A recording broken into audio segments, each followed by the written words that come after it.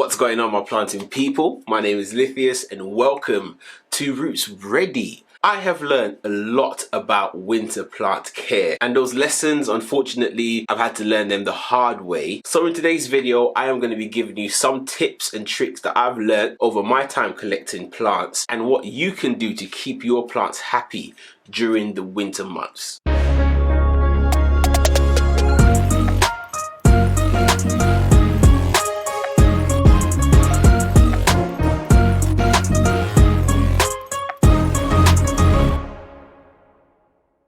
I'm going to start by recalling the winter of 2022. I think hands down that was the toughest winter that I've had because I lost quite a few plants last year.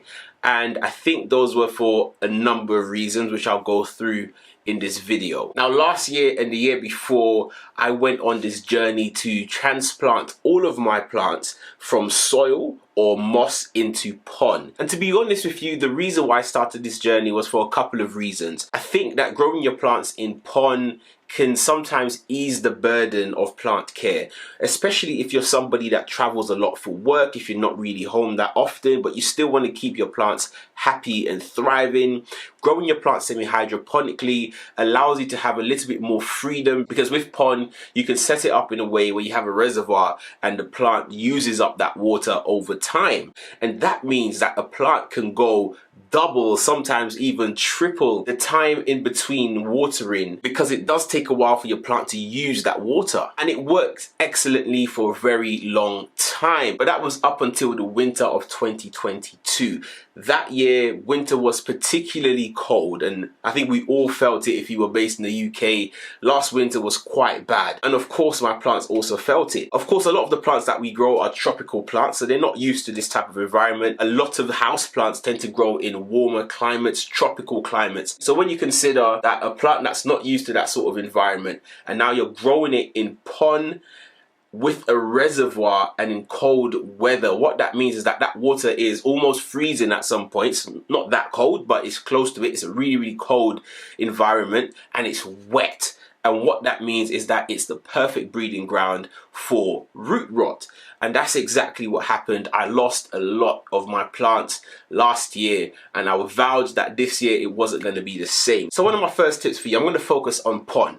Like this one right here. This is my philodendron micans, which I am growing in pon. Now, throughout the growing season, spring all the way to autumn, the tail end of autumn, this plant has happily had a reservoir in it because the temperature meant that the water wasn't too cold and the plant could adapt to it. But now that we're in winter, it has no reservoir. Now, I phased the plant out of that. So I started slowly reducing the amount of water I gave it. I made sure that the substrate stayed relatively moist, but I tried to reduce that reservoir to almost nothing. And now I'm at the point where there is no reservoir, and what I do is I treat this plant as I would a regular house plant. Of course, because of the type of substrate that it is, I find that it does dry out just a little bit quicker than an average house plant in soil. But what I do is I'll water it as I would a normal plant. I will drain it out and I'll put it back and I'll leave it for a week until the pond goes almost dry, and then I'll water it again. What I'm doing there is I'm limiting the risk to this plant. So I'm reducing the contact that it has with that constant moisture that could promote root rot and could mean that I could lose my plants again. So that's tip number one for you when it comes to growing your plants semi-hydroponically, especially if you're not set up and you don't have heat mats and you have your heating on all the time. If you do, it's a luxury because energy prices are through the roof right now, and I'm really trying to sort of watch the energy that I'm using for my plants. So if you are using that, then go ahead, you can continue using a reservoir. But if you don't have those resources to keep your plants warm, then I would suggest you do the same and phase out the reservoir in your hydroponic setups. This is my rubber tree cutting. I've been growing it out for a little while now, and it's growing quite nicely and quite bushy, quite quickly actually. But we're going to focus again on winter plant care. Not for this plant in particular. I'm looking at the substrate, just as we did with the semi-hydro setup. I'm looking at plants that are growing in regular house plant soil. And one of the things that you'll notice when you're growing plants is that it's almost proportional. The hotter it is, the more you have to water your plants. So naturally, the colder it is, the less you have to water your plants. I've set up my plant substrates to allow me to water my plants at the same intervals. So some soil mixes are denser than others, they retain more water, some are a lot more airy and they dry out a lot quicker.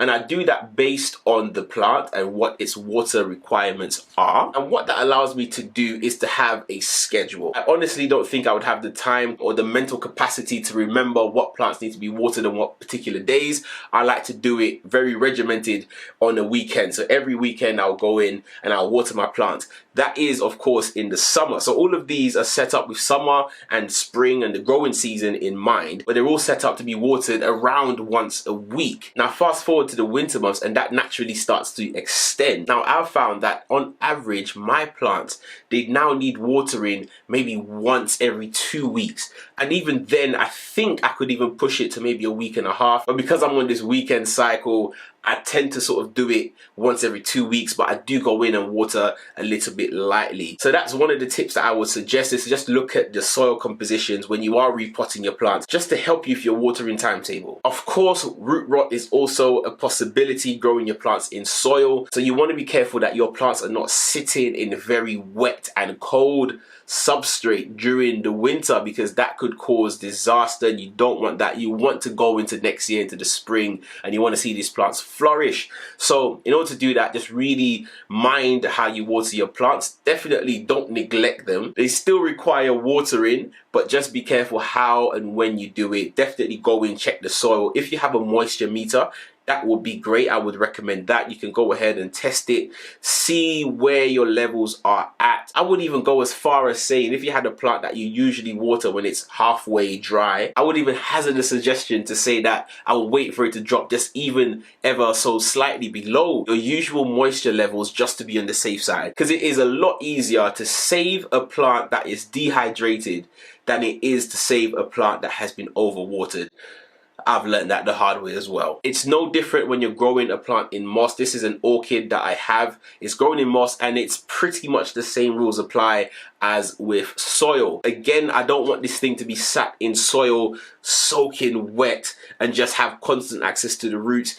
That is a recipe for disaster. This plant is also up against a window, and windows tend to be a little bit colder anyway. So that colder temperature, these plants are not used to it. It's not their regular habitat. That plus the cold, honestly, they don't even want to risk it. So I'm kind of keeping this at a low to medium sort of saturation. Even now, it's not even that moist. It's more dry than it is wet, but I think I don't even want to go any more than that. I just want it to be just enough to keep the plant going until summer, or spring rather, and then I'll go through and give them all their first big bath, their first big watering, and then they'll be okay from there. But yes, just same rules apply as they do with the soil plants when it comes to sphagnum moss. In this list of suggestions, there are 2 areas where there are some sort of big shifts in the way that you're watering your plants. So we spoke about semi-hydro, where you went from a reservoir to no reservoir. That's quite a big swing.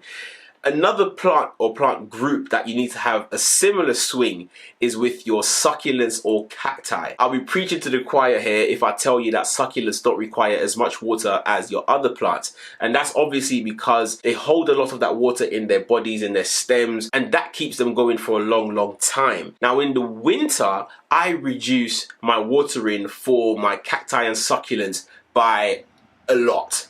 So in the summer, this summer it was quite warm actually, so there were times where I was watering these plants every week, and they seemed to love it because they were actually using it up. It was so hot that, to be fair, I think that the water probably started evaporating quicker than the plants were able to use it, so that allowed me to go through and give them all regular deep soaks. It's winter. These plants are not going to be using as much water, if any at all. There are some people who suggest that they actually stop watering their cacti and succulents completely over the winter months, and there's another camp of people that actually suggest that they water it just a little bit so that the roots don't perish during the winter, and their argument is that it keeps the roots alive, or it keeps them functional during the winter months, and then you don't have to almost restart the roots again in the growing season. I think I'm somewhere in the middle, and it all depends on the plant. So some of these plants I may not water until the spring, so the much larger ones, so like my bigger euphorbia and my blue cactus, they're quite large, you know, they're approaching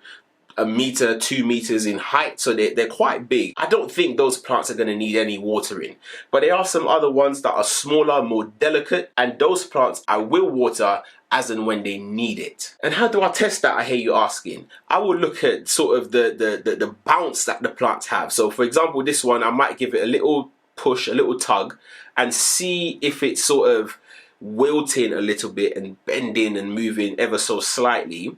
For example, my jade plant, I will go through and I'll just sort of squeeze the leaves. If it's still quite firm, I won't water it. If it's got a bit of give, a bit of play, I'll go in and I'll give it some water. If I feel that any of these plants need a little bit of water, I'll go through and I'll give it a very light watering. It's not enough to even trickle through the pot. At this point, you're looking at maybe even 1/4 of a cup, maybe even less than that, just enough to sort of wet the top surface of the plant, and that's it.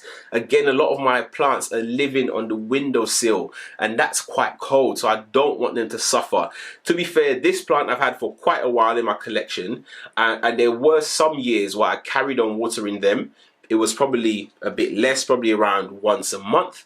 I kept doing that throughout the winter, nothing happened, but I'm getting a bit more cautious and I'm getting a bit more protective of these plants. So I'm thinking about it a lot more and how I care for them. But again, the most important thing is just to sort of see where your plants are, let them speak to you and let them tell you when they need that watering, if at all. You might not need to do it at all. They might want a little bit. But that's the plan for this year with these plants, just to keep them alive, keep them happy. So those are just a handful of things that I've learned over the years on how to care for my plants during the winter. I'm really interested if you have any additional tips for me. I don't want to end this year the same way as I did last year, so your tips and advice would be massively helpful. Let me know in the comments below. But that's all. I hope that was helpful. And from me and my plants to you and your plants, keep planting.